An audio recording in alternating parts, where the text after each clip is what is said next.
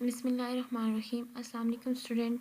CS 506 web design and development के lecture number 15 में आप लोग को वेलकम। अच्छा, लेक्चर नंबर 15 हमारे पास है मोर ऑन JDBC। जैसे हमने लेक्चर नंबर 15 में हमने डेटाबेस कनेक्टिविटी देखी थी, जावा में डेटाबेस कनेक्टिविटी कैसे करते हैं, तो वो हमने लेक्चर नंबर 14 में डिस्कस कर लिया था। अब हम उस पर मज़ीद डिस्कस करने के लिए हमने लेक्चर नंबर 15 को देखना है, जिसमें बाकायदा हमें लेक्चर का नेम ही यही रखा गया है कि हमने मोर ऑन JDBC यानी जावा की डेटाबेस कनेक्टिविटी के बारे में मज़ीद जो है वो थोड़ा डीपली आज देखेंगे।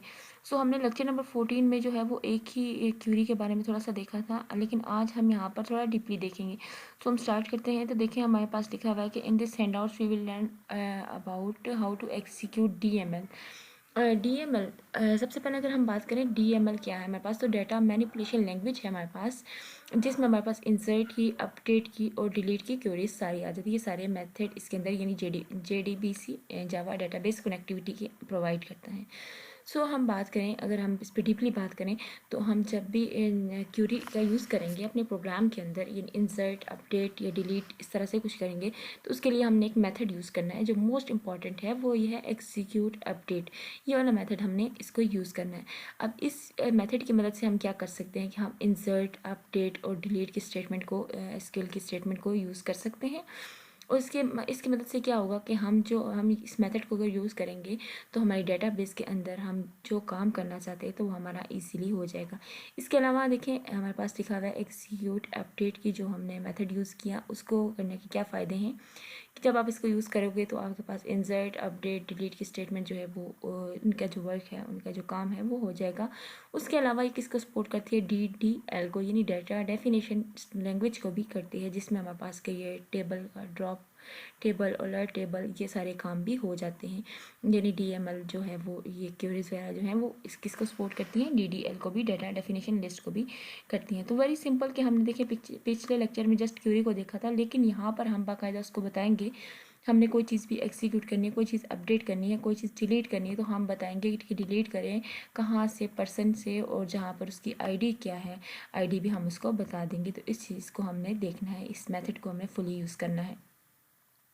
सो हमारे पास नेक्स्ट टॉपिक है जो है एक्सिक्यूटिंग SQL DML स्टेटमेंट को एक्सिक्यूट किया गया है, और एक प्रोग्राम की मदद से इसको किया गया कि प्रोग्राम में कैसे किया जाता है।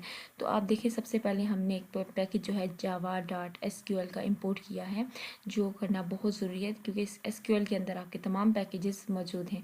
तो आपने इस पैकेज को जो है वो मस्ट इंपोर्ट करना है, आपने स्टार्ट में जो है वो इसको रखना है। फिर उसके बाद मैंने पब्लिक क्लास वगैरह ली, और यहाँ पर एक छोटा सा प्रोग्राम है जिसमें अपडेट की क्यूरी जो है वो यूज़ हुई, जहाँ पर पर्सन का जो है वो एड्रेस और उसके नेम को जो है अपडेट करने को कहा गया है। यहाँ पर सिंपली बताने का मकसद था कि क्यूरी को कैसे यूज़ किया। तो आप देखें कि स्ट्रिंग SQL लिखा गया, और उसके बाद अपडेट पर्सन को अपडेट करें, सेट एड्रेस करना है, ऐड वेरिएबल और वेयर, जहाँ पर नेम हमारे पास। तो इसका मतलब क्या है कि ये जब एग्जीक्यूट होके आएगी तो हमारा जो पर्सन वाला जो ब्लॉक है उस जस्ट हम उसी में एडिटिंग कर सकते हैं, उसके अलावा हम किसी में नहीं कर सकते। सो हम देखें हमने जो लेक्चर नंबर 14 में एक पर्सन का टेबल बनाया था, उसमें हमने नाम लिखे थे। तो अब हम चाहते हैं कि जो नेम अली और उसका एड्रेस है मॉडल टाउन, इसको हमने अपडेट करना है। तो हमारा प्रोग्राम हमें इस पेपर में जो है वो अपडेट करने की परमिशन देता है। तो देखें फर्स्ट वन में अपडेट करने को कहा गया था, और सेकंड में एग्जीक्यूट होने के बाद प्रोग्राम जब रन हो गया है तो वन रिकॉर्ड उसका अपडेट हो गया, कौन सी क्यूरी से, अपडेट की क्यूरी को प्रोग्राम के अंदर इंटर करने से। तो देखिए हमारे पास अली का जो अली नेम का जो वो था, उसका एड्रेस जो है वो अब डिफेंस रख दिया गया, पहले मॉडल टाउन था। सो अब देखें यहाँ पर लिखा हुआ है नोट कि when we execute DML statement like insert, update and delete, we have to commit it in the database explicitly to make the change permanent, और otherwise we can not roll back to the previous execute statement.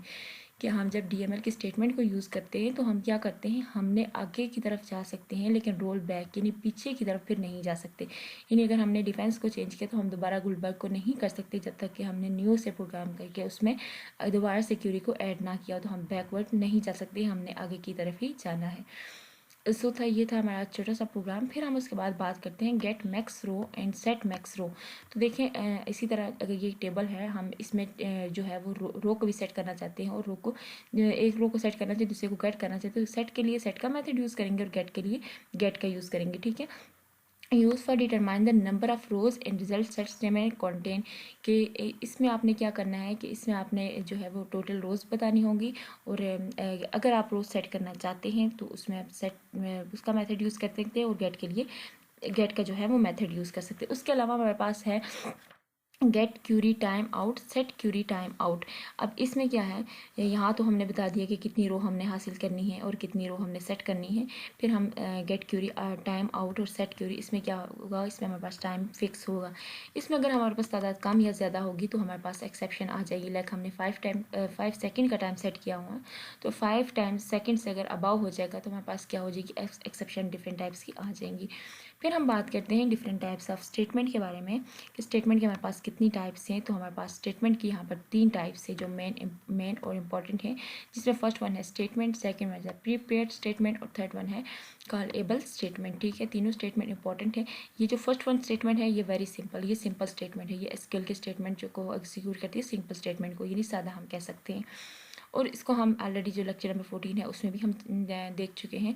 फिर उसके बाद है prepared statement. Prepared statement हमारे पास कौन सी होती हैं, जिनको हम लोग इसमें डायरेक्टली एग्जीक्यूट करते हैं। लाइक हमने दिखाया था prepared statement are use for executing pre compiled SQL statement in passing in the different parameters to it, कि हमने जब इसमें काम किया, अब हम चेंजिंग करना चाह रहे हैं तो हमने क्या करना है, जस्ट पैरामीटर्स को चेंज करना है। अब इसको जो है वो शॉर्टली डिस्कस भी किया हुआ है, हम इसको देख लेते हैं।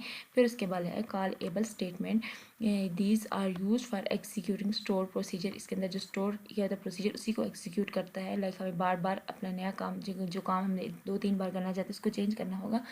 लेकिन चलो अच्छा ये है कि इसमें इस टॉपिक को यहाँ डिस्कस भी नहीं किया गया, ये हमारे लेक्चर का हिस्सा नहीं है, सो हम इसको डीपली नहीं देखते और इसकी ज़रूरत भी नहीं है, क्योंकि ये इसको इस ट्यूटोरियल के अंदर यानी इस हैंडआउट्स के अंदर इसको नहीं रखा गया, हमारे पास ये नहीं यूज़ हो रही। सो हमारे पास जो यूज़ हो रही है वो कौन सी है, एक स्टेटमेंट है और एक प्रीपेयर्ड स्टेटमेंट है, 2 स्टेटमेंट हमारे पास।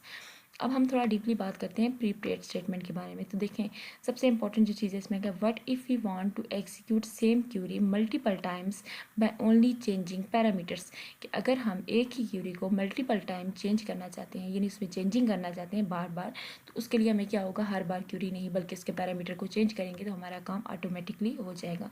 सो यहाँ पर ये इंपॉर्टेंट चीज़ थी। फिर उसके बाद हम देखते हैं कि देखिए इन्होंने हमारे पास प्रीपेयर्ड स्टेटमेंट एक हमें दी है, जिसमें उन्होंने क्या लिखा कि update table name set column name.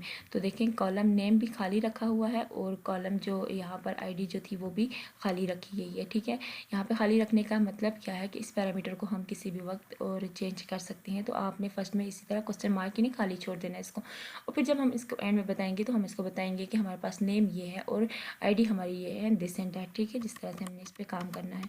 तो देखिए हमारे पास एक प्रोग्राम दिया हुआ है, code execute SQL DML using prepaid को इस्तेमाल करते हुए एक कोड दिया हुआ है, जिसमें हमारे पास क्या है, सबसे पहले अगर हम देखें तो इंपोर्ट हमारे पास पैकेजेस किए हुए हैं जो हम पढ़ते आ रहे हैं अब तक, तो हमें समझ आ चुकी है कि हम पैकेजेस क्यों इंपोर्ट करते हैं और किस वजह से नहीं करते। सो हमने ये देख लिया। सो इसके बाद देखिए हमारे पास यहाँ पर आ रहा है अपडेट पर्सन सेट एड्रेस। तो देखिए जैसे हमने बताया था कि हम यहाँ पर नहीं लिखेंगे एड्रेस को फ़िलहाल, और नेम को जो है वो खाली छोड़ देंगे। तो अपडेट पर्सन सेट और आगे उसके क्वेश्चन मार्क है, तो इसमें हमने इसको, हालांकि सिंपल स्टेटमेंट में हम इसको ऐसा नहीं करते, सिंपल में हमें क्या करना होता है, सिंपल में हम यहाँ पर बता देते हैं।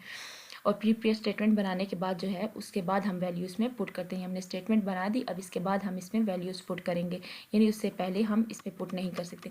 सो देखिए प्रोग्राम के अगले हिस्से में इसी स्टेटमेंट के अंदर जो है वो नेम भी डाल दिया गया है, एड्रेस डिफेंस, और वेयर नेम आई जो है वो अली डाल दिया गया है। ठीक है, तो देखिए याद रखना कि सिंपल के अंदर हम लोग डायरेक्टली इसके अंदर एड्रेस और नेम जो है वो पुट कर देते हैं, लेकिन प्रीपेड के अंदर हम पहले इसको जो है वो एक स्टेटमेंट बनाने के बाद जो है इसकी प्रीपेड स्टेटमेंट बनाते हैं, उसके बाद हम इसमें वैल्यूज़ पुट करते हैं।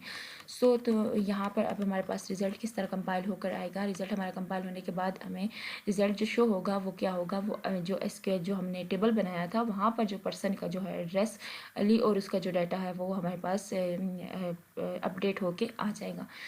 तो ये था हमारा आज का लेक्चर कि होप सो कि आप लोग को अच्छे से समझ आ गई होगी। बाकी हम देखेंगे इंशाल्लाह लेक्चर नंबर 16 में रिज़ल्ट सेट के बारे में। सो आज के लिए इतना ही। ओके, अल्लाह हाफिज़।